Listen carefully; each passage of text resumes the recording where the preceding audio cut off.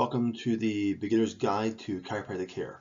I'm Dr. Jeff Snyder at Snyder Family Chiropractic, and tonight we're going to provide you some great information to help you understand better about how chiropractic care can help you and your family. The fact that you've come to this talk today means that you're probably curious about chiropractic care, how it can help you and your family. So let's explore what chiropractic is all about, how it works. A chiropractor is a healthcare professional who specializes in the health and function of the spine and the nervous system. I should point out at this stage that the principles that chiropractic is based upon aren't new. In fact, the ancient Greeks and other early civilizations used spinal adjustments as a form of healthcare. Hippocrates, the father of Western medicine, apparently stated that physical structures is the basis of modern medicine, and went into great deal of to concern the importance of spinal health to good health. These principles were formed into a distinct approach to healthcare in 1895 by a man named David Daniel Palmer. D.D. Palmer is what he went by. He opened a school 2 years later, and the profession began to flourish and gradually spread around the world.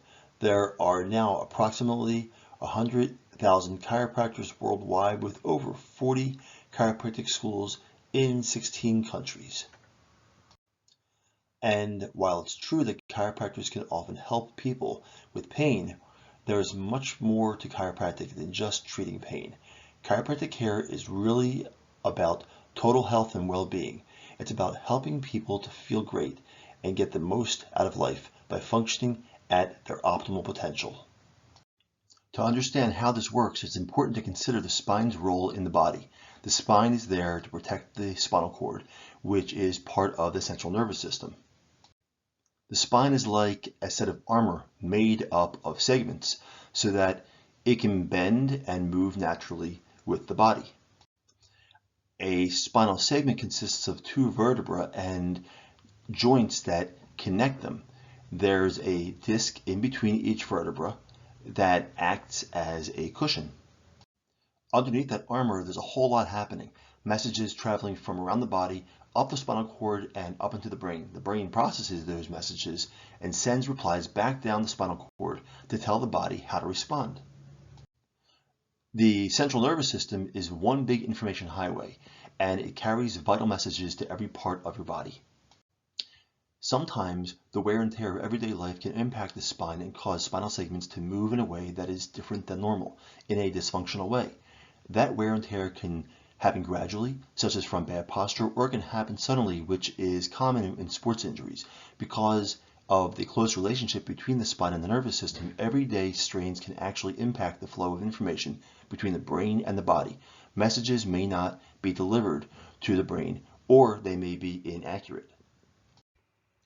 When that miscommunication occurs due to abnormal movement in the spine, chiropractors call this a vertebral subluxation.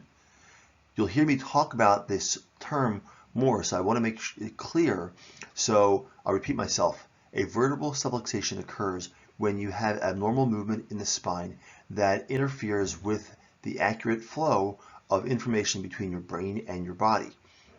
I'll talk more about why this is so important shortly, but as a chiropractor, my number one job is to correct vertebral subluxations in your spine. By making fast, gentle adjustments to the spine, I can help to restore its natural movement and improve the flow of accurate information through your nervous system. The way I see it is that your central nervous system is like the engine of your body.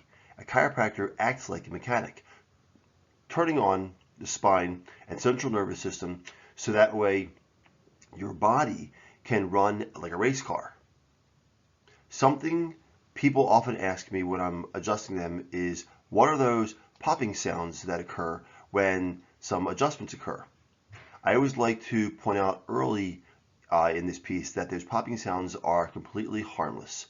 They're just a release of gas from between the spinal segments. and they're no more significant than any other release of gas from any other part of the body. You've heard me mention about the central nervous system already. It's really important that you understand why I'm interested in the function of your central nervous system. So I want to give you a bit of a background information about how your brain and your nervous system works. Did you know that your brain and your central nervous system are constantly changing? It's quite amazing. From one day to the next, your brain is not the same. This is what scientists call neuroplasticity. So what causes this change? Well, to start with, your brain receives constant supply of messages about your body and the external environment from your sensory organs. That's your eyes, your ears, your nose, your skin, your tongue, and so on. With this information, your brain maintains a 3D map of your body and keeps a tab on what's going on inside and outside of it. Your brain needs to interpret all this data from your senses. It translates the information it receives based on what it has learned from your past experiences, as well as its expectations for future preferences and more. You could call this the brain's bias. There's basically a lot of background processing that's happening under the radar. The interesting thing here is that how you or your brain sees a situation may not be entirely accurate. Sometimes your brain even fills in the blanks on your behalf. That means your experience isn't 100% based on reality, but instead a perception of reality. Let's look at an example of how the brain fills in the blanks. Look at this picture and consider which square is darker, square A or square B. Which is darker now? They're actually exactly the same color.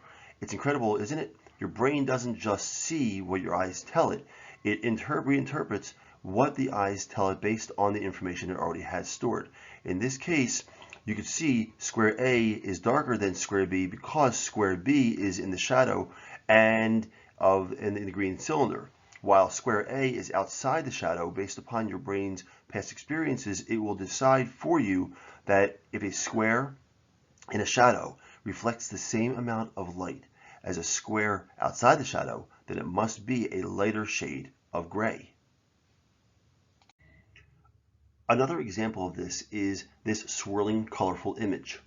The color between either the orange lines or the purple lines is actually identical, but to us, it looks like two different colors, blue and green, because our eyes see colors in contrast. This means our brain will tell us it sees a color based on what the color is next to. This can make the exact same color look different depending upon what color it's next to. So have a look now when we take just a part of this picture and when we cover up the orange and the purple and place these two images close to each other. Now we can see that they are in fact identical in color. Isn't that crazy? Pretty amazing. Here's another example. The brain does not only look at the surrounding color of things, but also the surrounding shapes. We can see this clearly with this image. Believe it or not, the two orange dots are actually the same size. The problem is that when the brain sees the orange dot surrounded by large blue dots, it makes the middle orange dot look smaller than if the same sized orange dot is surrounded by a lot of very small blue dots. Here, you can see the same orange dots when they aren't surrounded by the blue dots. As you can see, they are absolutely identical in size. This again is because the brain does not just see what we are looking at, in this case the orange dots, but it also takes into account the surrounding information such as the surrounding small and large blue dots. Then it creates for us what it thinks we need to know, our own virtual reality. This ability of the brain to fill in the gaps or create its own perception of reality can become a problem if your brain is not accurately perceiving what is going on inside your own body. So what happens if the brain's map of the body is inaccurate, or if it is interpreting information based upon faulty perception? It may mean that your brain responds to the environment cues ineffectively. But how would you know if your brain's map of the body or its knowledge of the environment was inaccurate? You may find that you become a bit clumsy, that you stub your toe often, or that you catch your elbow on door frames. You may find that your golf swing is off, or that your concentration is just not what it used to be, or you may find yourself overreacting emotionally to situations. This is where chiropractic care comes into the picture, because the vertebral subluxation I spoke about earlier alters the way your brain processes information coming from the environment. So by correcting vertebral subluxations, chiropractic care can help reset the function of the brain and the central nervous system, improving the accuracy of the brain's map of the body so that you can operate at your best. Let me explain this on a little more detail so that makes more sense. We know that your brain receives information about your body and the environment from your sensory organs, such as your eyes, your ears, and your nose. But did you know that the muscles in your body are also sensory organs? As your body moves, muscles stretch, and this information is sent to your brain, so it knows what your body is doing. When you think of muscles, you probably think of your biceps and your triceps. You wouldn't necessarily think of the small muscles close to your spine and your skull. These small muscles do in fact play a very important role. They tell your brain what your spine is doing, which represents what the core of your body is doing. However, if your spinal segments begin to move in a dysfunctional way, for example, due to an injury or bad posture, that communication between your spinal muscles and your brain becomes distorted, which means you have a communication breakdown between your brain and your body. This is exactly what happens when you have a vertebral subluxation in your spine. If you have a vertebral subluxation, it may cause background noise for your brain, or your brain might not get adequate information about what's happening in your body and will therefore have to fill in the blanks. Let's explore this with an analogy. Imagine for a moment that you have lived in a house your entire life, and in this house there's a long corridor. At the end of the corridor is an electrical fuse box. Now imagine that the circuit breaker to the lights is blown and you're in pitch darkness. Would you be completely helpless? Or could you walk down the corridor, turn on the circuit breaker back on? Of course you could. You lived here your entire life.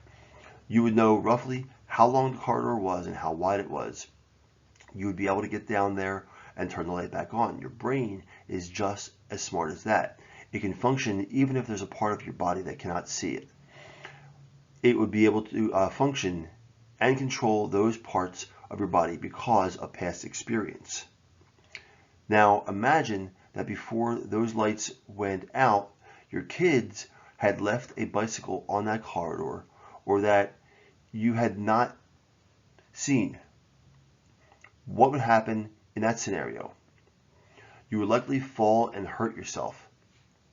And that is exactly when the brain is not fully aware of what's going on somewhere in your body.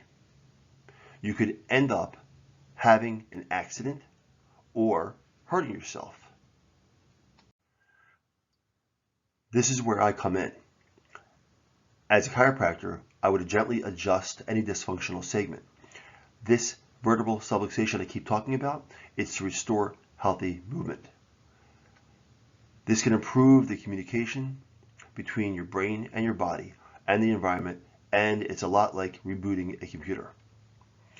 When your brain can accurately perceive what is going on and inside and outside of it, it can control your body better for the situation at hand and move muscles in the right order.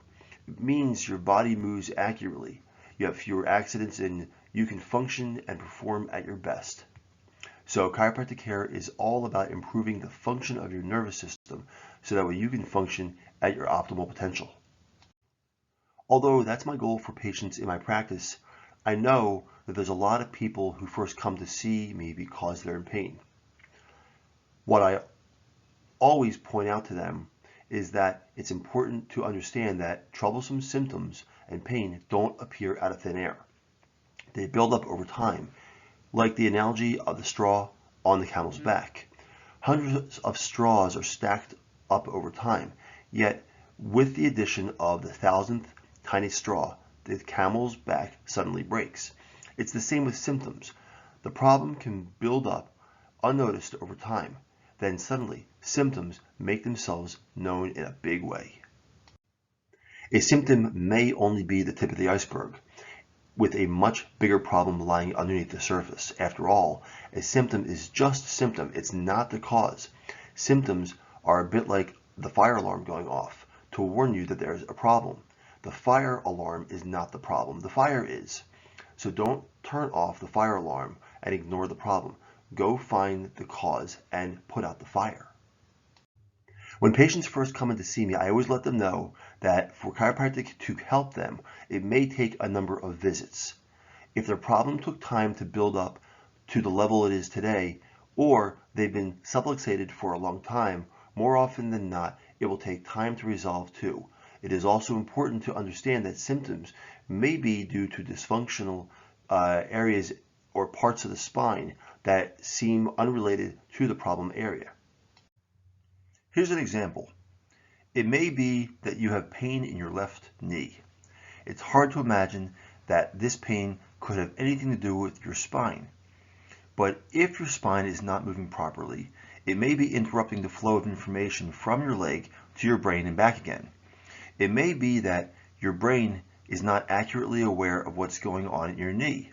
And because of this, your leg may be receiving faulty messages from your brain, which means your knee moves in a less than ideal way.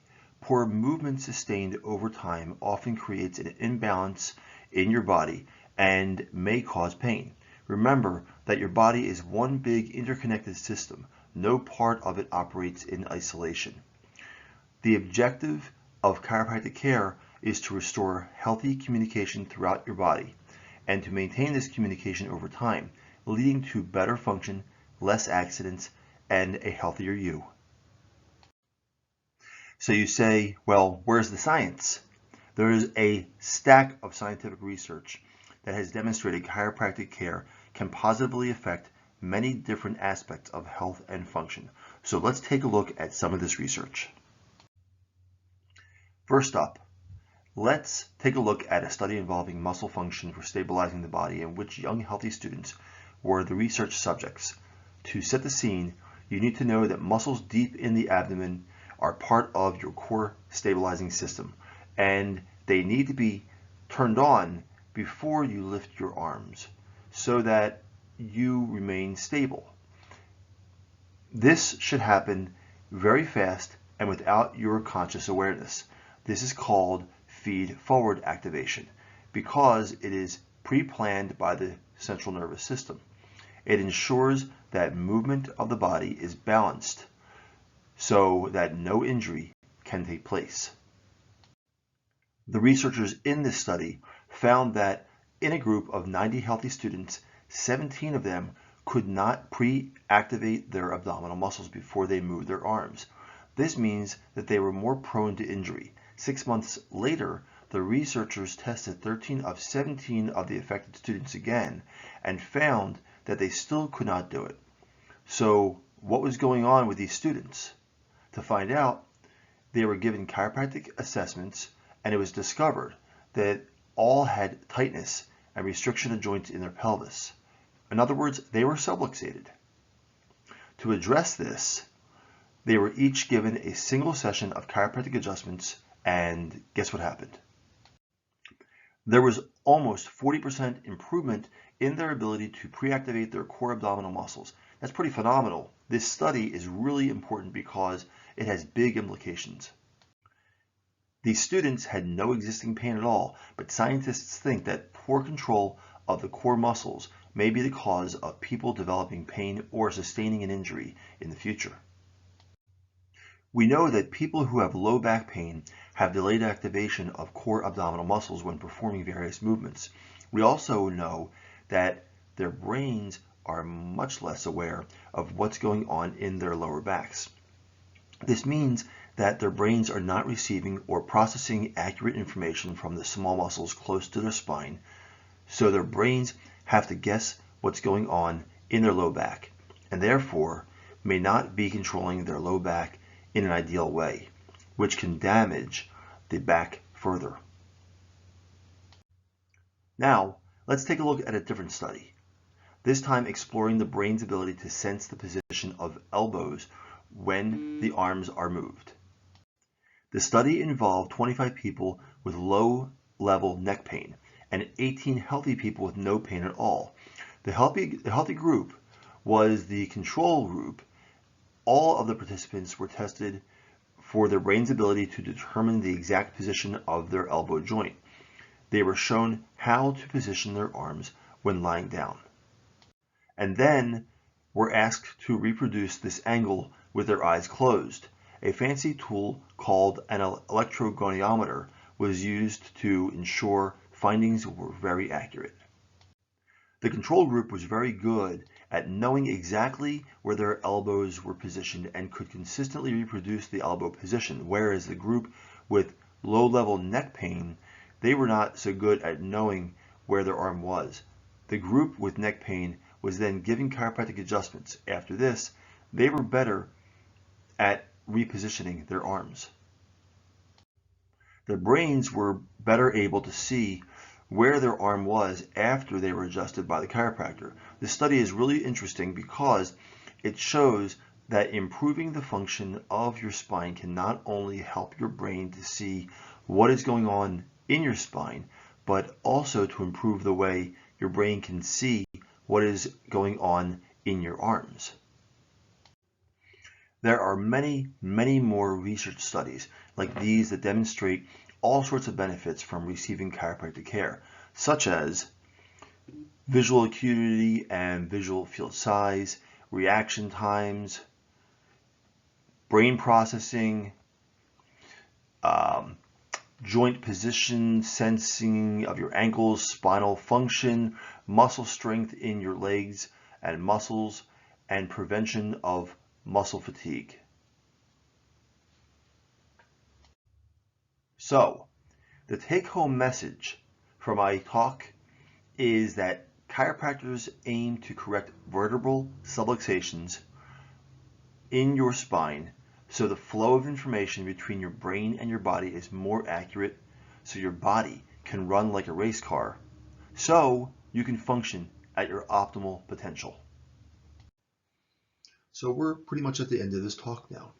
Thanks for attending, and wanted to offer an opportunity then for you to come in and to have an evaluation done if you believe that there is a problem that you're facing that has not been addressed, or if you're just curious whether or not you have vertebral subluxation and want to make sure that you don't have any issues going forward so that way you can preserve your health.